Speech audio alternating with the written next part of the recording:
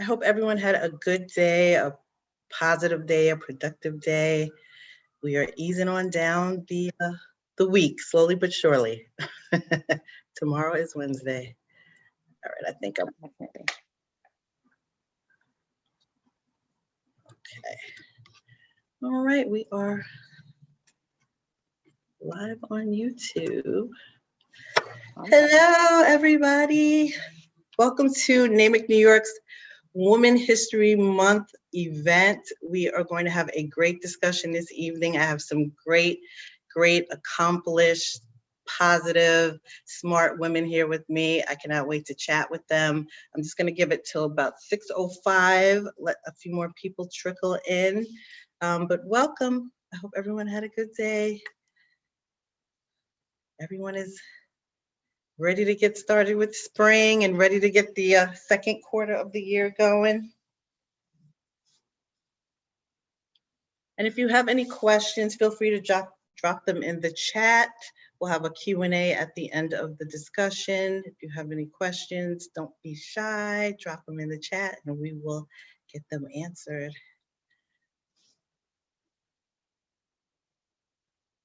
Let's see a few more people coming in.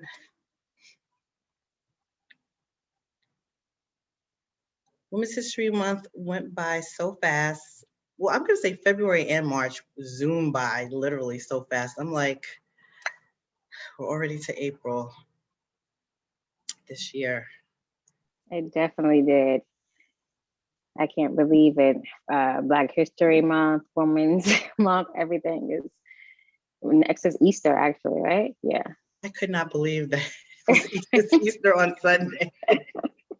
I made plans and I was like, wait a minute, it's Easter? Oh my goodness. Okay. Yes. So excited. And Autism Awareness Month also. Oh, yes, and you definitely have to touch on that. Hello, hi.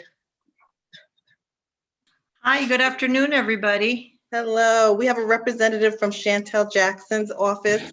We haven't gotten started yet. I'm just giving it until about 6:05 for everyone to trickle in, and then I'll let everyone kind of introduce themselves. But thank you for joining us. I appreciate it. Thank you. Sorry, I was just setting up. I'm like, oh my goodness. So now, let me see. Welcome everybody who's just joined. We're going to give it about one more minute and then get started.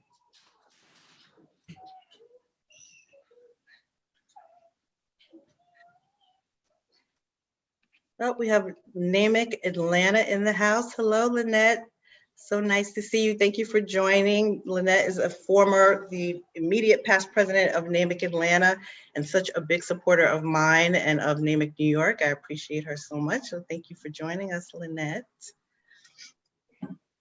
Okay, and for those who don't know me, my name is Radia Barnes. I'm the president of the New York chapter of the National Association for Multi-Ethnicity and Communications. NAMIC is the leading diversity organization for people of color in the communications industry, and we really help and hope that we empower people of color at work. We want them to feel confident when they are doing their jobs, confident when they ask for those promotions, confident when they're trying to reach, the C-suite and realize all their dreams, professional and personal. So NAMIC is such a great organization. We offer so many different programs from mentoring to leadership development programs. So definitely check us out. I will in the chat drop a link to our website so you can find out more information. And we hope that if you're not a member that you would become a member and join us because we have a lot of great things coming up for the rest of the year. I am partnering with some of the other NAMIC chapters across the country to bring some really great series and some really great events. So I hope to see you all there coming up very soon. So we are going to get started. I am going to, and then Monica, I'm gonna have you introduce yourself because I don't have your bio. So I'm just gonna have you kick it off with a quick introduction and let us know what you do at Chantel's office. Thank you. And my apologies, I'm still preparing back here.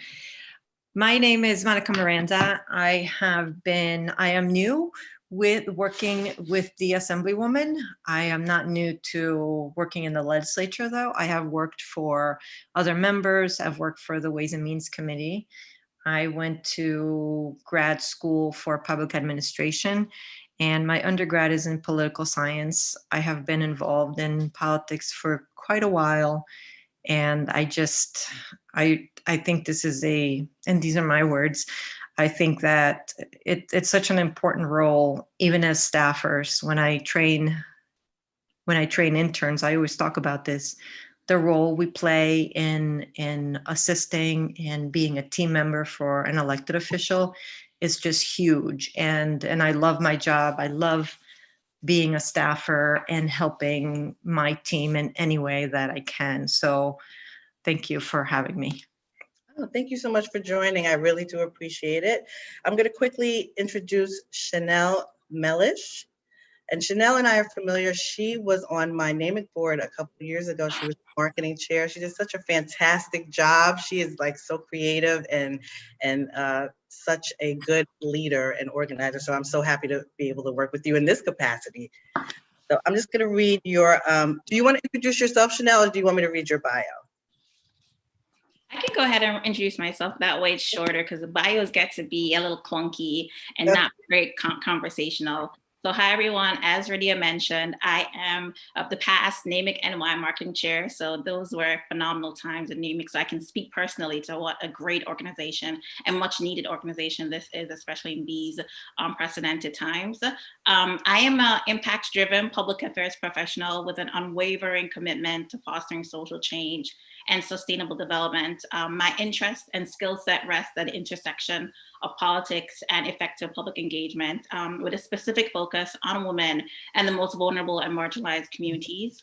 I'm currently Atlas Core Scholar and a part of their Women's Leadership Initiative for Global Change Makers to provide a deeper understanding of how policy impacts social change across the world. I recently served as Director of Public Affairs for the Office of New York City Public Advocate Jemai D. Williams, where I oversaw and focused on strategic partnerships, brand management of the office, the launch of key initiatives and signature staple events, and as well as the development of their digital media platforms.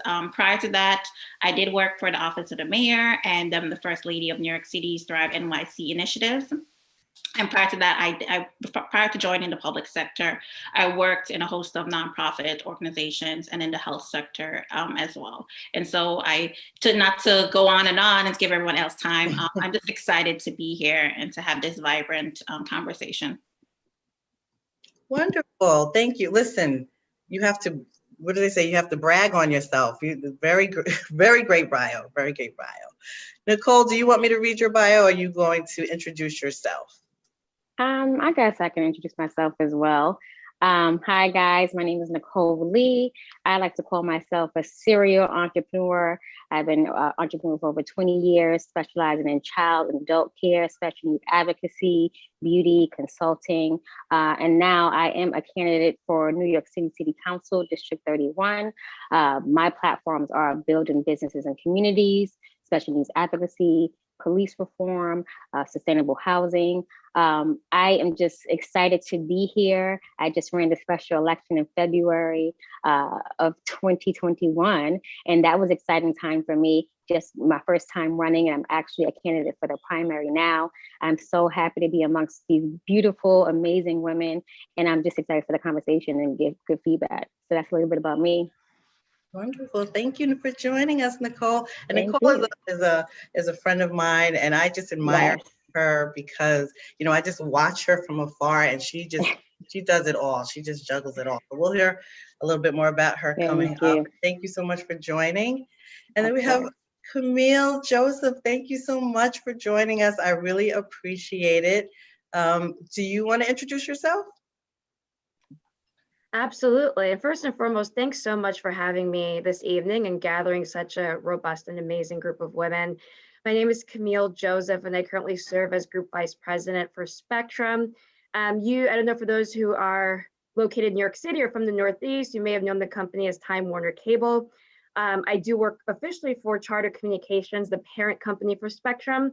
I call them the fish that swallowed the whale. It took over Time Warner Cable and a bunch of companies across the nation, and I oversee the Northeast for the company. So that's all government affairs, relations, and outreach, government investment, and community investment from Harlem, New York, which I know, Radia, you're from Harlem, or you living in Harlem, all the way to Bangor, Maine. But like many folks on this panel, which is what I'm so excited to discuss, I've worked for a lot of elected officials. I have over 2 decades of experience working behind the scenes in government before I segued to corporate life. I started at a very young age working from everyone from Governor Spitzer to Governor Patterson. I served as senior advisor, director of intergovernmental affairs for Senator Kirsten Gillibrand. I worked on both presidential campaigns for both Secretary Clinton as well as President Obama. Most recently, I served on his re-election campaign as National African American Vote Deputy Director out of Chicago, focused on all of our swing states across the nation. And I have, in New York City, I was the first African-American woman to run a citywide mayoral campaign. And I also am the youngest person to ever serve as deputy comptroller for the city of New York. And so I am excited to talk about kind of so many topics tonight and the political experience of all the women here. I think it was Monica who said it earlier, working behind the scenes in government is so crucial and it's so pivotal. And I really made my bones in this industry doing just that for a slew of elected officials. But this kind of, when you're in politics, you always hear about the corporate world, how you get there and what it means. And so I'm also interested in, talking about that transition and kind of how I'm utilizing my voice and my capacity to still help the very communities I helped my whole life, my whole career. And that's disadvantaged youth and people of color. I'm of Caribbean descent, and so Caribbean initiatives are very near and dear to me. While I serve on the board of the National Action Network alongside civil rights leader, the Reverend Al Sharpton, I also am strongly invested in a lot of initiatives that focus on the Caribbean and Caribbean youth. My mother is Jamaican, my dad is Haitian. That makes me a full-blown New Yorker. And I am very excited about the intersectionality of all the things I just mentioned. So thanks again for having me here this evening. Wonderful. How amazing is this panel? I don't even know what to say. This is fantastic. Wonderful. So we could just start with you, Camille. So you have extensive experience in politics. You have been doing this for a while. How did you get started? What made you say, you know what, this is a path that I want to take? As a woman of color, did you find that did you feel a little intimidated to get started in it, or were you just like gung-ho, I'm ready to go, I can do this? Sure. It's very interesting. And I think it's funny because being of Caribbean descent, I was kind of raised with only 2 career options. It was like doctor or lawyer from when I was very young, and not much explanation as to how to accomplish either. And I was always leaning toward being a lawyer, and somehow politics and lawyer, to me, being an attorney, seemed like the same thing. And so when I decided to go to NYU as a scholar, my freshman year orientation. So I was a high school student, still in high school, there at NYU for my summer orientation. And I decided to take the train to Harlem and apply for an internship program at the Clinton Foundation. At the time, the Clinton Foundation was not accepting any freshmen or sophomores, and I hadn't even started college yet. But I was persistent. I went every single day during my orientation for 2 weeks. I became very close friends with the security guards, and they spoke very highly of me to staff there. And I mentioned that story because I have to be honest, I really think that was crucial in my career, critical, because it was at that internship that I met a slew of then Secretary Clinton staff and advisors. And that's really how I got my start. So I started out my freshman year in high school, serving as director of faith-based outreach and government and community engagement for the lieutenant governor's race for the state of New York. It was a full-time job my freshman year, and I was so excited. I couldn't believe I was making like real money in college. And then from there, it just went on from there. I then met Governor Spitzer, Governor Patterson, and kind of one job led to another. And so I think, I had that kind of entrepreneurial spirit from the very beginning. Both of my grandmothers from both sides of my family came here very humble beginnings. It came here with very few dollars in their pocket and big dreams in their heart. And so for me, I was never quite dissuaded by the complexity of my gender, the complexity of what was deemed in this country as a class structure or even race. I just always knew that if I wanted something and I worked very hard, I could accomplish it. And from high school, going into college, I made that dream a reality once I started kind of working at the Clinton Foundation. And from there, honestly, I have to be honest, one job kind of led to another. So that's how I got my start. Well, I love that persistence. And really, this is your path. This was meant to be. And that's why I kind of flowed that way. But listen, persistence, something about persistence, it will pay off. You just have to keep at it. Chanel, how about you? I know that you also have a Caribbean background as well, too, Yes, right? I was about to say that. Similar to Camille, I have Caribbean heritage lineage. I am a Jamaican immigrant, so I came here post 9/11.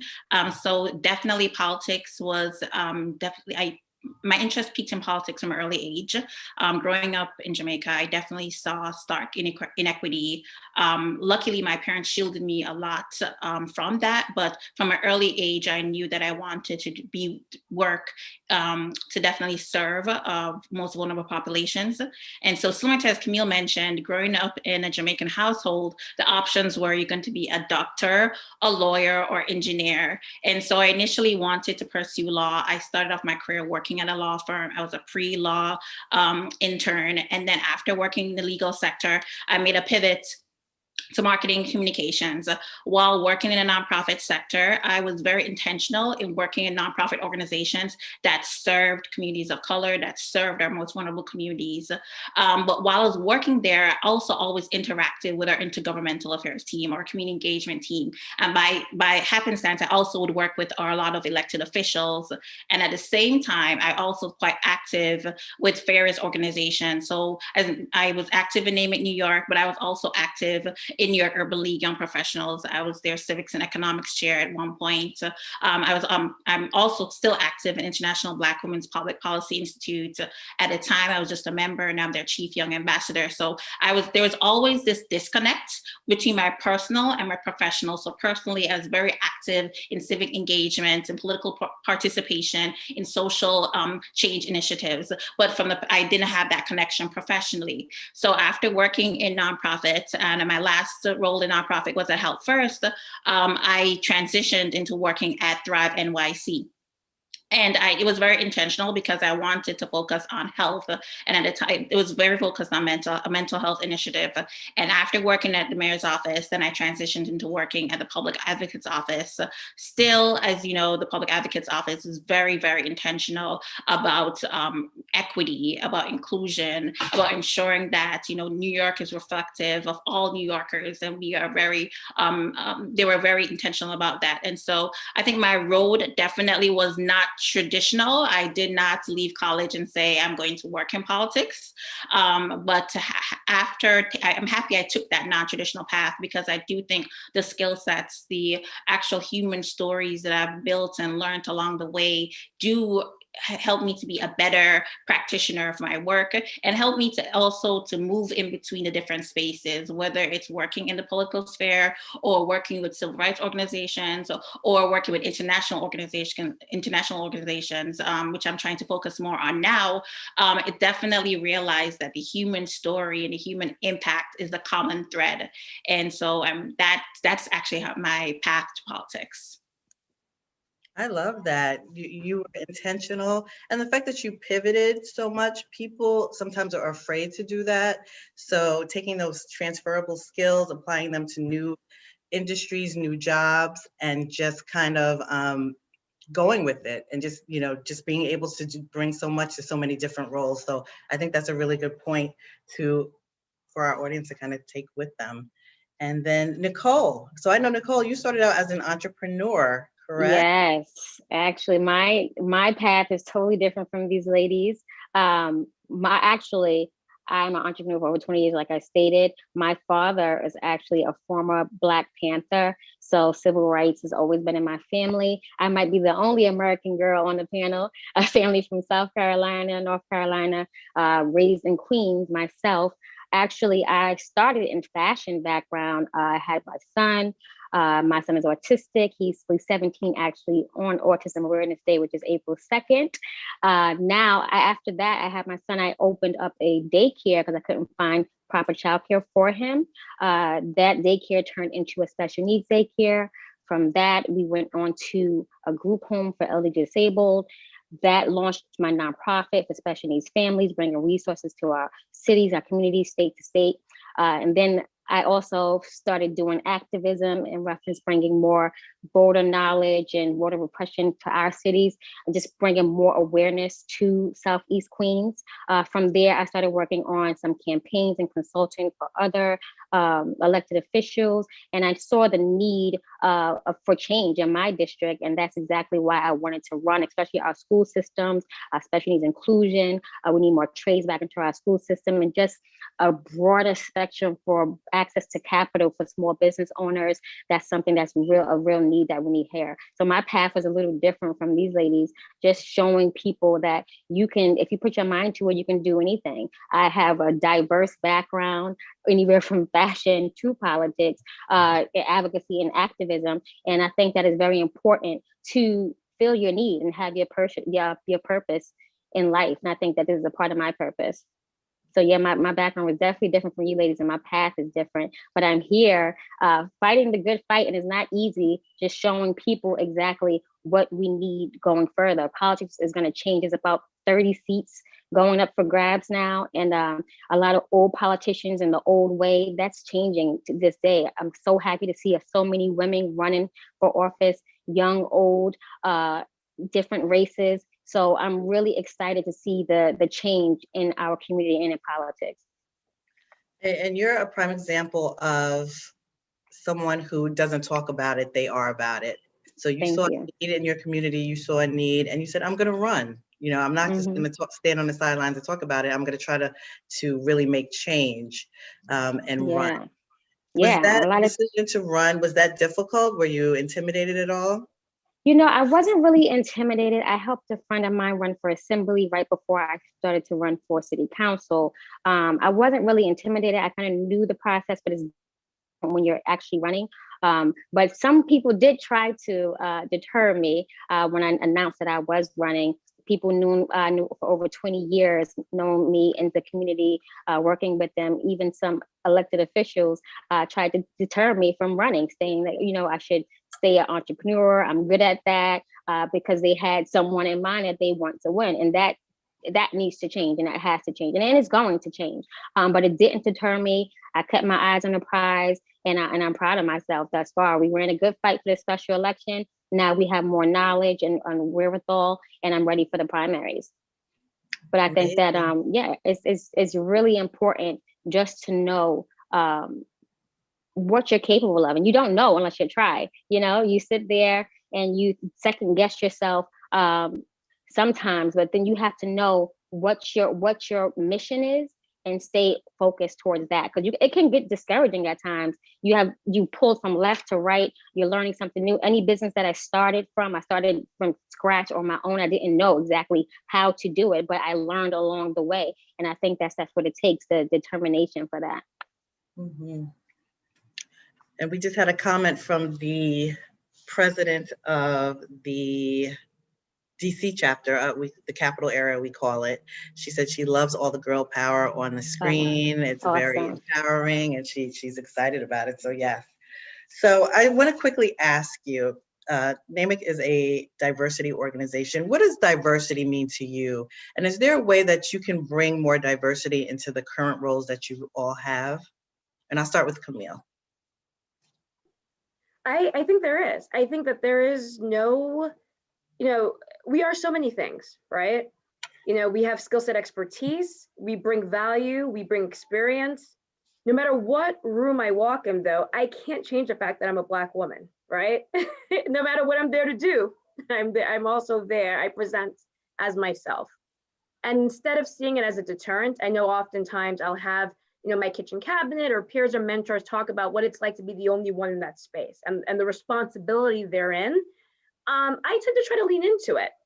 Even here, I think Charter Communications, the company I work for, had a different mindset than Time Warner Cable. I'm the first person who looks like me to have this role. So it means in my role from a community investment perspective, for example, it's not enough for me to be on the board of the Manhattan Chamber of Commerce. I want to be on the Caribbean Chamber of Commerce board. I want to be on the Harlem Chamber of Commerce board. I want to work with minority groups and cleavages in New York City, whether or not they look like me or not, whether it's Latino, whether it's Asian American, whether it's the larger Southeast Asian community. And I want that in every single one of my states, and not to check a box. I think for us, because we understand the true fabric of cultural identity, we bring a degree of cultural competency, right?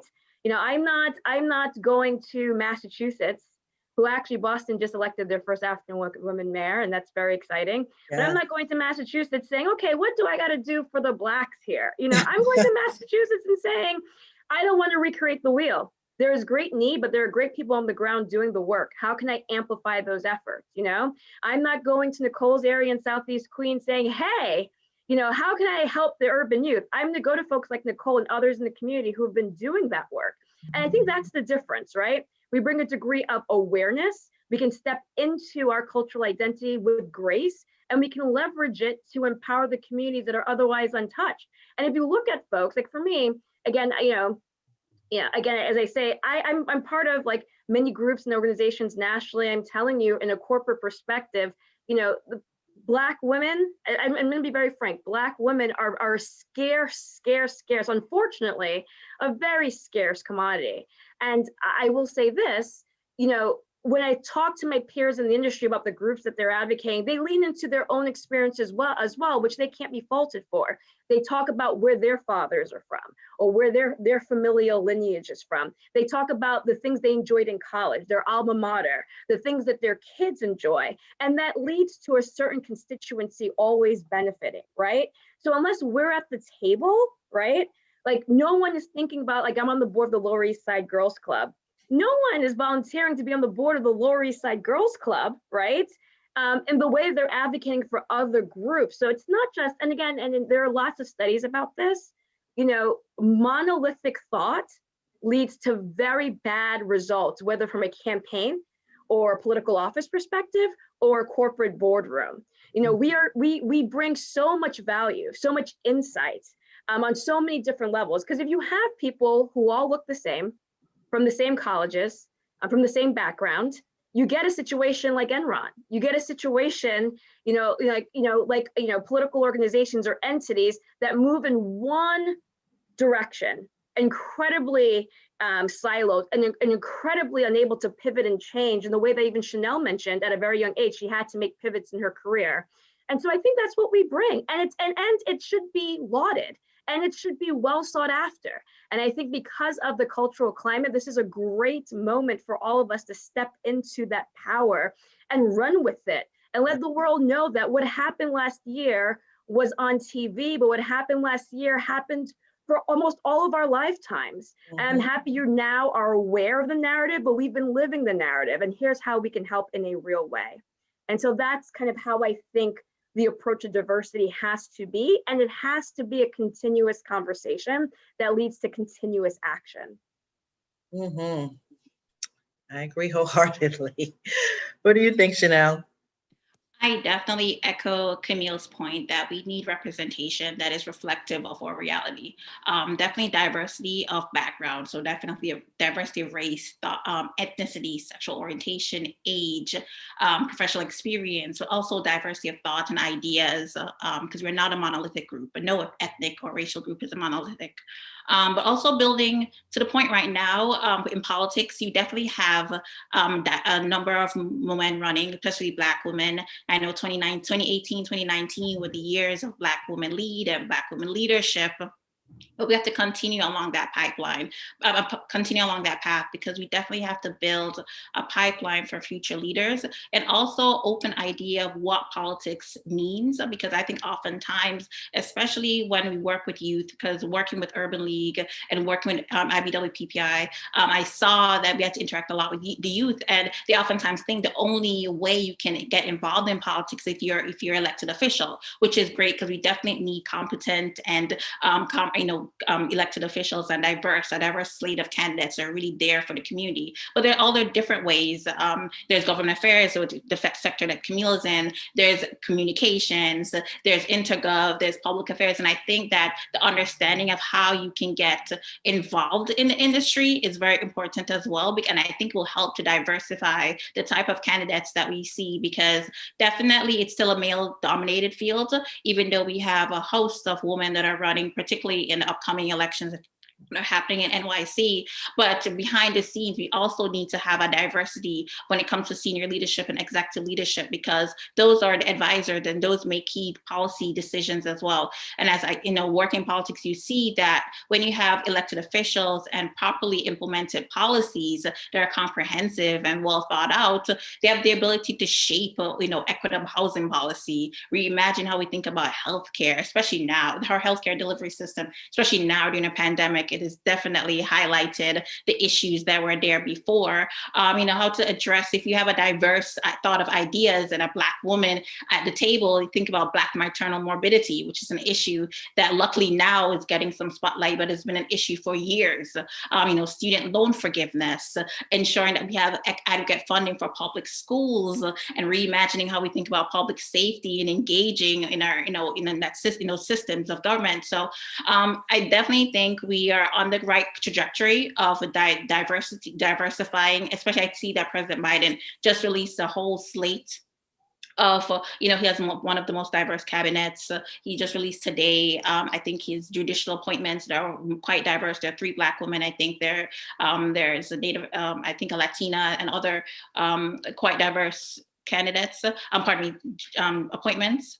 So I think just continuing on that path, because definitely sitting in a room with diverse thoughts, ideas, and background and perspectives will always ensure that people who politics is not top of mind for them, the most marginalized communities that are often unheard, often not, their needs aren't met, that their issues, their needs will then come to the forefront when you have individuals that come from that background or even understand the experience. Yes, definitely. And I think it's great to have someone like you who is involved with so many different organizations and who is a great representative and can show people there's so much that they can do in different ways that they can be involved in politics without necessarily being a candidate. So I think that's really great. Nicole, I see your picture. Can you hear me? She might have dropped off for a second. Okay, so let me see. Let's talk about, and this kind of, let's see. Okay, okay, if she comes back, I'll ask her opinion on that. But let's talk a little bit about mentorship. And has mentorship been important in your career journey, either as a mentor or as a mentee? How important of a role has it played in your career success? And I'll start with you, Camille.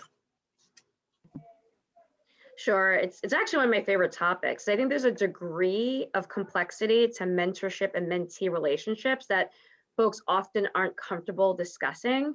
I have found in my career, the mentor that I needed at 18 is perhaps not the mentor I need at 35. And you have to grow and live in those relationships. And so I've had many mentors along the way.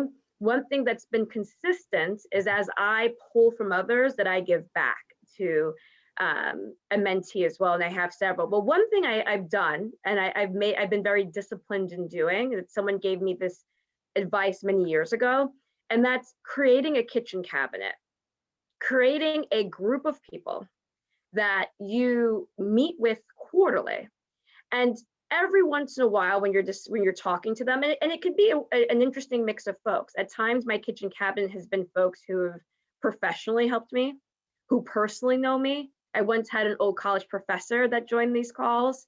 And it's about a space where you talk about where you are in your career development, and you set goals for yourself.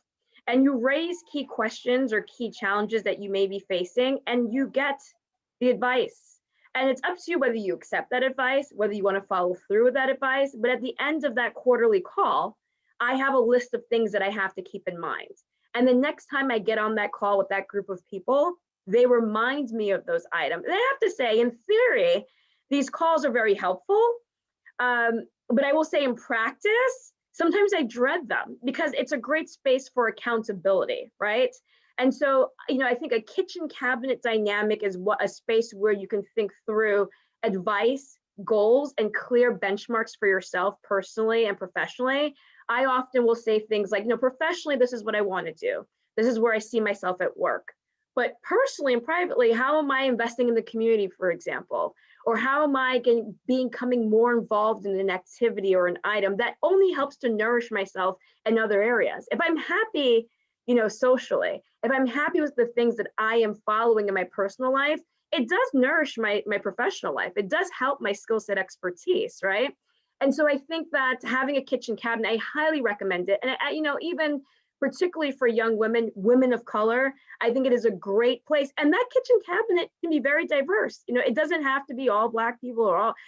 It really speaks to not kind of descriptive representation, if you will, but it speaks to what I'm seeking. So if I'm thinking about my writing skills, I have someone who's a good writer. If I'm thinking about kind of future goals in a key area, I have someone who may have done that in that area. I also have someone who may be a peer level, right? Someone who can reflect and give advice or give thoughts from my perspective, similar in age and similar in career development, so they can give their perspective as well. So that's one space. But then separately, I think that having, no matter what your career path is, having a mentor within a job, hierarchy is good. I've always looked to folks at higher levels at my company to mentor me in a way that they are comfortable with, but also having someone outside of your official organization. And so, right now my skill set expertise professionally lies in communications, thinking through how we're bridging the digital divide, thinking how we're bringing telecommunications in a way that speaks to the path that we are all on moving forward. But separately, I have like a strong investment, no matter what job I have. I could be doing plumbing next year. I will still care about key constituencies. And so how is a mentor helping me stay on that path as well? So it may seem complicated, but I think the more you line up people in these spaces, the better and more disciplined. And let me just tell you, my husband unofficially has these things in these spaces. Men are doing it. Let me be very frank and very clear here. Yes. And I think often as women, we shoulder so much. We've got it. We've got the kids, we've got the career, we've got we've got the social clubs and the sororities. We've got it all, But it's okay to seek help in a very structured manner if you don't have, healthcare that affords you a life coach, which some companies do. When you can't have a therapist on call, you can have this kind of peer group and mentorship group. And I even talk, I always say that no matter what you're doing, if you don't have a friends chat or professional chat or Twitter thread or a text thread that's helping you also throughout the day, then you're also at a disadvantage. And so I really do think that there's a complexity to mentor mentees growing out of that relationship, seeking other mentors. I have had folks that still continue to mentor me, but I may have gone further than them professionally, right? But we still have a great relationship and a great bond. And now perhaps I'm mentoring them in ways that they used to mentor me. But having a degree of awareness in those relationships, thinking through your needs and giving back, I think is chief among kind of thinking through what makes that dynamic important and worthwhile. Most definitely. And the kitchen cabinet, I'm writing that down. That is amazing advice. Nicole, what about you? Have you had some mentorship going into your, can you hear me? Yes, sorry, I hear you. I'm so sorry, guys. I think I'm having a part of the digital divide that Camille was talking about. I am in the Rockaways and, I have 3 kids in the household, so everybody's on something. So I think my connection was bad. So I'm sorry if I was in and out for a little bit. But no, it's definitely important to have mentorships. But actually, I never had a mentor, to be honest. Everything was self-taught, or I shadowed other people. I looked and see what they did, and I see if I can implement it or do it better. So I'll give you a story. When I was trying to start one of my businesses, I didn't know what I was doing. So I asked other people in the area, can you show me how you started? Can you just show me the steps? Can I, work with you? Can you give me some information? All I was asking for was information. And I couldn't get that.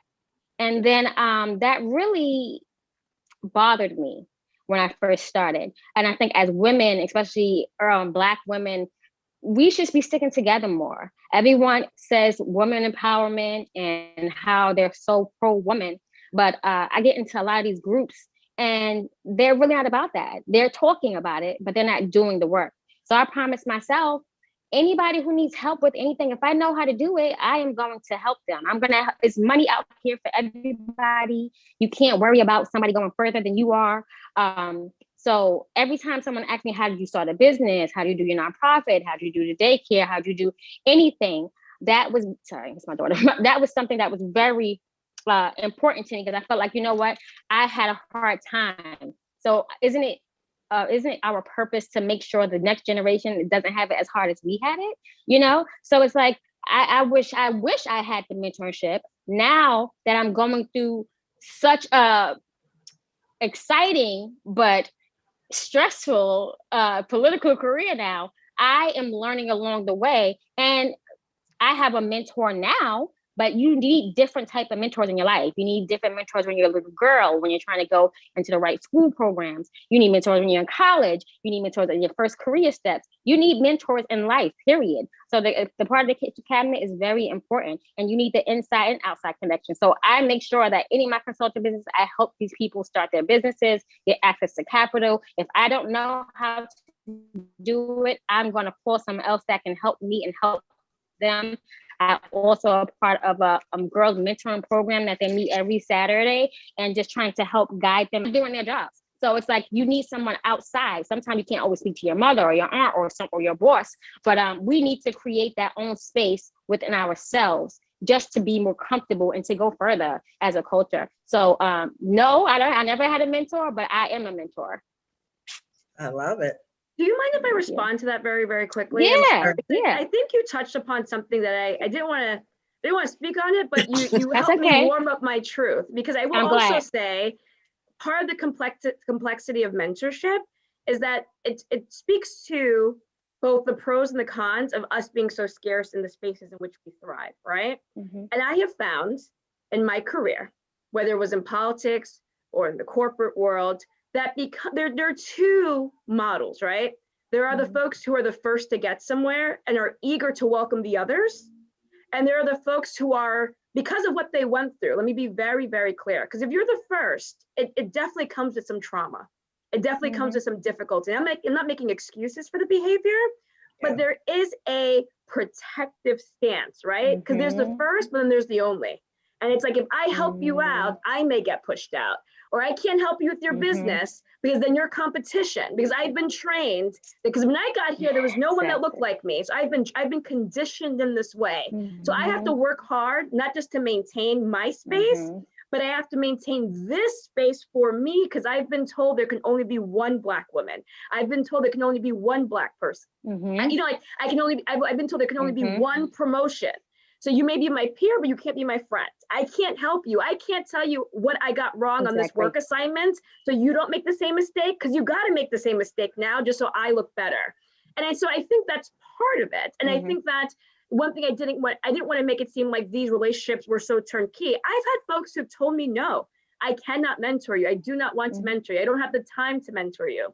I have had folks that have I thought it was a mentorship relationship.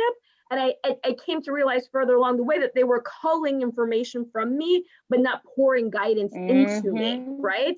I have had relationships that I have grown out of, that I have run from, So I want to be fair to those who are watching this. I don't want to create, and I think, Nicole, you did a very good job at highlighting this. I do not want to create the optic that you just create a kitchen cabinet, you just ask people to mentor you. And then I've had mentees that have been difficult too. I'm a millennial, but you can't tell Generation Z anything. I'll be honest, there is work and there is growth that goes into all of these dynamics, right? And so for those who are watching, like, I don't have a kitchen cabinet, it may not come for some time. It took me years to create a space where I could hold people accountable to helping me, with nothing in it for them, Mhm. right? It took me Mhm. years to try to find mentors, and I don't have multiple. Like I have Mhm. two, like, but Mhm. this is something that takes time that I was very, very nervous about because of the difficulty I had. Because again, when I started in politics, even the Clinton Foundation, I wasn't following someone's path. It's not like someone said, this is what you Mhm. do, and then you go here, Mhm. and I'm going to help you along the way. Exactly. But the problem is, folks who don't look like us get that, right? So Mhm. how do we overcome it? And how do we continue to push through to still get to where we need to be, despite these obstacles that like our white male peers are not facing, our white female peers Mhm. are not facing. You know what I mean? So Mhm. again, I think I just wanted to touch on that because I didn't want to seem Thank you. disingenuous at first. No, definitely. I totally agree with you. And I think it's about changing the mindset. You have to change the whole quote unquote slave mentality mindset. I'm sorry, I'm talking from the Black Panther part of my family. That's exactly what it is. There's a slavery mindset that they have where you can't, it's crab in a barrel. You have to get out of that and just help each other. You can help your fellow brother and sister, and it's okay. It's enough experience and wealth and money to go around. And once, like you said, other people, other cultures are doing it, they hire a white person or a Jewish person because that's who they are. And to be honest, I think we should be doing the same thing. Why aren't we helping each other to get further in life? Like we should be doing that. So I'm really glad that I was open enough, so you can be open enough, and I hope that everybody is comfortable with the conversation. I'm just trying to be as real as I could be, and just have real life experiences because we're all going through, and there's no more hiding behind the veil. I'm a true person. I am running for real reasons, and I'm not running for money. I have that. I have to try to make a difference in my community for my children and my children's children. And we have to start from now. And if we can do that together, there's no telling where we can go years to come, Yes. We definitely need the unity and the community. I want to chime in because I actually have the opposite experience. I feel like mentorship is really what set me on a path to success. So when I immigrated here, I didn't know anyone. I didn't have any social connection. So definitely was not easy, but I was great to have a very small, not a large, but a very small, but solid group of mentors and what I would call accountability partners. And so I'll have mentors who clearly do provide me with guidance and help me prepare for my next career move, refer me for opportunities, and of course, provide the necessary critique and like real talk feedback. But then I also have people that are my peers who are accountability partners who ensure that we're checking in, that we're meeting. We do have calls, at least monthly calls to check in about our quarterly goals. And if we're stumbling, because of course with the pandemic and with so many things happening, everyone is kind of like on a reset. So checking in just to make sure, if this is still feasible, how we can assist. And I'm great that my mentors referred me last year, exactly this time, I was a part of Dr. Skinner's Skinner Leadership Institute. And the whole institute was about building leadership, not from a purpose-driven perspective, but from a promise-driven perspective, meaning that you're focusing on how you can be other-centered and how you can focus on others. And the group these were young peers. Some of them were older, of course, more older and experienced than I am. Some were starting off in, their mid-level careers. And I just had the experience that we have built solid foundation, and they've referred me for consulting, for speaking engagements, job opportunities, even when I wasn't looking. And so I think the experience, I do understand that there is this, I am the first and you need to struggle to be in that space. So I'm not trying to sugarcoat and say that I've never had negative engagements with Black women or any woman. But I do want to say that the idea that, Black women don't support each other is definitely not true either, because from my career path and professionally and personally, I can say that women, particularly Black women and seasoned Black women, because I don't like to say older, seasoned and more experienced Black women have personally poured into me, invested in me, even when I didn't see my own potential. And I can see, under Dr. Height's Dr. Dorothy Height's theme of building as you climb. So as they build and poured into me, I ensure that I build and pour into someone, my sisters coming up, to ensure that, the professional personal mistakes I've made, when to pivot, when not to pivot. I was just speaking to my mentor the other day, and she asked me, like, why do millennials don't stay in jobs for more than 5 years, 2 to 5 years? And I had to explain to her, the job climate and even the professional climate is very different from her generation. And so just having that intergenerational conversation is important as well. So I think I'm in between where I've struggled. I've definitely had negative experiences. I've had people like sabotage me. So I know what Camila's saying, and people tell you, no, I don't want to mentor you. I've definitely heard a lot of no's, probably more no's than yes. But you keep resilient and keep trying and being intentional. And if something is for you, I definitely do believe if something is for you, it will be for you. So I never get daunted by anything. So you fail fast. But I definitely do want to say, lean into your sisters, because I think oftentimes you say, with this crab in the barrel mentality, I'm all for Black empowerment and female empowerment. And so sometimes we have to break down that barrier as well and reach out, because someone may need help. Someone may be struggling. They may need that reference. They may need some professional coaching. They may be on a Zoom and not be appropriate for the Zoom, or, have the proper etiquette. So instead of pulling somebody to the side and just making that connection, I think there's definitely space for that. So I just didn't want to close out to anybody on the chat as well to think that, because oftentimes that buys into the stereotype that Black women don't support each other. And that's definitely, I can say I would not be where I am today if it's not for the phenomenal Black women that poured into me. And not just, I'm talking women just from, political figures, to women that are just women that are in my community, that are not asking or looking for anything, that just want to see sisters thrive. And so I just do hope that we do the work to get to the space where we're on the calls and we're not saying, well, why can't they? So we can support each other. But we definitely hope to move towards that space where we're all working collaboratively. That may be the idealist in me. No, I think that's great. And the fact that you pay that forward and you have made it your life's mission to mentor and pull up whoever you can pull up with you, I think that is amazing. And I think that, I just spoke, BT did a little session called Phenomenally Her, and they took a quote from me that said, I feel like anything that we do, any little small difference that we can make in somebody, it has a ripple effect, and it will continue to go on and on and on. So even if whatever you're doing, may it be a big deal or a little deal, you are really affecting and causing change. So I do admire you for that, Chanel. I really do. Think that you are amazing. And I think all of these women are amazing. This has been such a great conversation. I have one last question. If anyone has questions, please drop them in the chat. I'm going to ask one last question about today's political climate. It's just on fire. It's just everything is going on. I don't know if it's ever been this dramatic. We have, historic political votes and elections, and we have civil unrest, and we have crazy presidential campaigns, and just the thing that Stacey Abrams did in Atlanta, flipping the Senate. I mean, it's just been so much, and it's been a lot.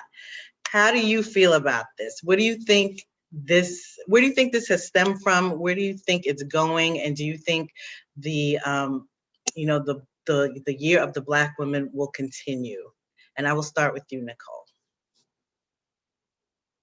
I definitely think that the year of the Black women will continue. I think we're all living proof of that. I think Stacey Abrams, her whole mission was amazing. Kamala Harris being VP, I think that it was a big step for us in political world. I still believe that a lot of people think that politics is still a man's game, and we're changing that now. America is not ready for a woman president yet, I will say that, but I think that we're taking strides to that, and I'm excited for it. I'm excited to be a part of the movement. I have some other programs that's coming up that's going to give us more, make our voices more heard, and give more education to politics and how important it is to vote for local seatings. I think that our coaches are not aware of that, especially in my city council race and my Southeast Queens. A lot of people lost hope in politics. They lost hope in the elected officials, and I'm trying to bring that back. So I think that the year of the Black woman in politics is just begun for me. And Nicole you might have to drop off in a couple minutes. How can Yeah. people find more information out about you, your nonprofit, your campaign? Okay, I'll put the website in the chat, and I'll put my Instagram handles in the chat as well, guys. Thank you. So I have like another 7 o'clock Zoom, so I'm sorry if I had to go. Let me get it. Well, I appreciate you being here, and thank you so much for your insight and your great words that you shared with us. Put your information in there, and I'll also send it out. I send out a thank you letter to all the attendees, and I'll put your information in there as well. Awesome. Now, what do you think about that? Definitely, we are in an interesting political time. I do think that politics has been a defining and deciding factor in the divisive nature of the past years. I think everyone feels that tension. The nation is definitely facing many pressing issues. I mean, beyond the recent presidential election and the fallout from that, we're still in the midst of a pandemic, despite what everyone else may be thinking. But we're in the midst of a pandemic. We're dealing with racial justice reckoning from the brutal murders from last year of George Floyd and Breonna Taylor. We're still seeking, especially now, for equitable economic recovery. So with all that being said, I do feel that there's a shift taking place that has forced all of us to kind of reevaluate our own realities. And I think as a dynamic shift, I think there's now an opportunity to explore how these challenges can actually serve for opportunities for advancement for women and Black and Brown communities and communities of color. Because I think America is now in another era of politics underway, where Black women are leading the way, making it happen, from having the first Black woman and South Asian vice president to, as you mentioned, Stacey Abrams and Black Voters Matter, Latasha, Black Voters Matters efforts. I was just on a Zoom with her, and she was speaking about how everyone doubted them, but it was her and Stacey Abrams coming together and supporting each other and flipping Georgia. So I do think we are in an interesting time where we have definitely seen the division over the years. I do think the division was probably, it's not that the division wasn't there. It was just really exacerbated because of the leader at the time, and also then you had a pandemic, and you had everything it was everything coming together, and we really were at a tipping point.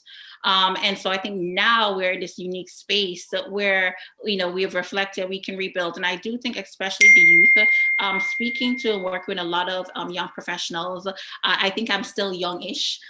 We're definitely trying to change the discourse. I think they're much more politically engaged. Oftentimes they'll say that we're political apathetic and we don't vote, but I do think we've seen from the last election that we are, when you do meet us at a point of focus, and when you do speak to the issues that we're interested in, we're definitely involved. And you can see from the whole slate of candidates that are running for city council that they're younger, they're coming from the community, they're really invested.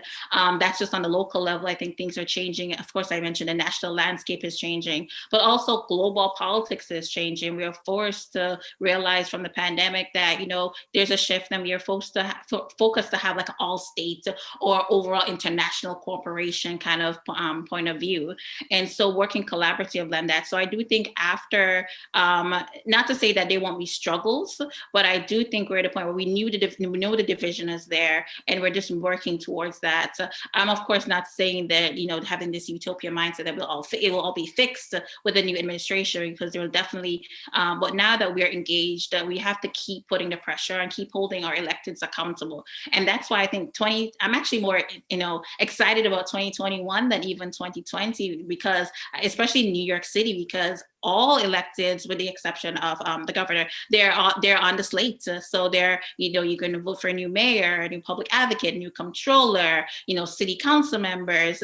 And I think this is the time to, if you did not see the change that you needed, then this is the time to get active. with ranked choice voting, it's making voting very different. There's a tool where, you can rank your elected officials by, because oftentimes you're forced to pick one. So now you can rank, and because there's no perfect candidate. So I think it's a very interesting time, and I do encourage anyone, get involved. It's not just about, as I mentioned before, you don't have to run as a candidate. You don't have to put your name on the ballot. You don't have to, you can get involved from just being, your parent teacher association, or your community board, or your block meeting, or if you're interested in the economic development, your bid, and if you're an entrepreneur thinking about how to get involved in that, cooperative economics. I think it's the tools are definitely there. It's just connecting. I know there's still a problem with access to tools, but the tools are definitely there. And so I think this is a unique time that I'm hoping to see that will come forth from this really traumatic period, politically, and of course with the pandemic, and kind of forge a new and path forward. Most definitely. How about you, Camille? Sure, and I know we're short on time. I'll just say that, going back to your initial question about what's so interesting about this time, I think that one of the things that is new is I think that, and I'll be honest, I think African-American women, Black women are finally getting their credit. Per capita, African-American women vote in higher numbers and move in larger volumes around both larger policy ideas and campaigns, as well as getting to vote on election day. And I think what we saw across the nation is what folks folks in New York have always known. New York State, we had our first woman running for president, Shirley Chisholm, Brooklyn, New York, right? Historic seat. That took a lot of organization, not just in New York, but nationally. You have our first, attorney general, who's a Black woman. I think New York State in many ways has led by example the way that African-American women and Black women have mobilized. But what's interesting, what's new, is that we are finally getting the attention, the focus, and we are leveraging that mobilization to actual descriptive representation. So you're not just seeing African-American women and Black women push and organize to get people who don't look like them elected. We are now using our power to get folks that look like us, in the positions that are important to our communities and important for them as well. We are leveraging our power for real change in ways that others may not help. And it's making a very big difference across the nation. I think you saw that even with the then appointment, now election of our vice president. I think key stakeholders across the nation, women and men alike, demanded that they wanted to see someone who fit a certain profile in that position because she deserved it. And it was time. And I think that is what's been, there's been such sadness. I think that, Chanel, you mentioned the pandemic, the movements, everything from George Floyd to the late Breonna Taylor. There's been so much anger and unrest and so many things that have torn us apart. But there have been some good things that have come out of this that have brought us together. And I think that is what has been most interesting to note. And quite frankly, the most interesting to be a part of. And thinking through how we can all help in that space. Such good advice, such good insight. I want to thank my panelists. Nicole had to drop off, but I want to thank everyone who attended, my great panelists, Camille and Chanel and Nicole, for just sharing a little bit of their backgrounds with us, their experiences and their insight. Women in politics is really a hot topic. It is, women are leading the way. I personally feel like women are leading the way in politics, and I'll just say that. I'll just say it. They're making really historic, great strides. Just really kind of digging in and getting the work done. So I really wanted to kind of bring women to the forefront, have this panel. I am just so appreciative that everyone of you agreed to join the panel and joined us for this great conversation. Again, I will send out a thank you note to everyone with Camille, Chanel, and Nicole's information, just in case you want to kind of touch base maybe via LinkedIn. But thanks again. I'm just reading something in the chat, but everyone's saying awesome panel. Let's see if there's anything else here. Everybody was, Shirley Chisholm, you started a little thread there when you mentioned her. She's Well, one of my personal mentors is Dr. Una Clark and Congresswoman Yeah. Yvette Clark, and you can't really laud them without invoking Shirley Chisholm's name. And Yeah. so, you know, we talk about the great accomplishments of Black women. Look no further than New York State. Look no further than Brooklyn. Yes, most definitely. I love it. Well, thanks again. I really appreciate everyone taking the time. I want everyone to remain safe, stay productive, stay positive. Please continue to social distance and wear your masks. There is light at the end of the tunnel. We can see it, but we're not quite there yet. So please, please, please, please don't get relaxed. I've seen a lot of crazy things going on, gatherings, partyings, and we're not quite there yet. We want to get out of this. We want to enjoy maybe like the latter half of the year and kind of really get to a place where we feel comfortable. So everyone be safe. I will see you soon. Upcoming, I think we have something coming up with the rest of our sister chapters. We're having a professional development series, so we'll have some information about that soon. But everyone take care and have a wonderful night, and I will see you soon. Thank you to my panel. Have a good night. Stay safe. Thank you, Radia. Thank you so much. Should we answer them or no? Or the other time? I don't want to, if you guys have 1 minute, I don't want to keep anyone, but if you have time, I did see a question about what was the best advice you ever got about your career. Was that the question you saw? That's the one I saw. Well, I'll be brief. Fail fast and be resilient. Ditto. Ditto. I think that's sage advice that I'm going to take on now. Thank you, Chanel. Thank you. Have a wonderful night, everyone. Great Take care. night, everyone. Bye. Bye. Good night. Thank you.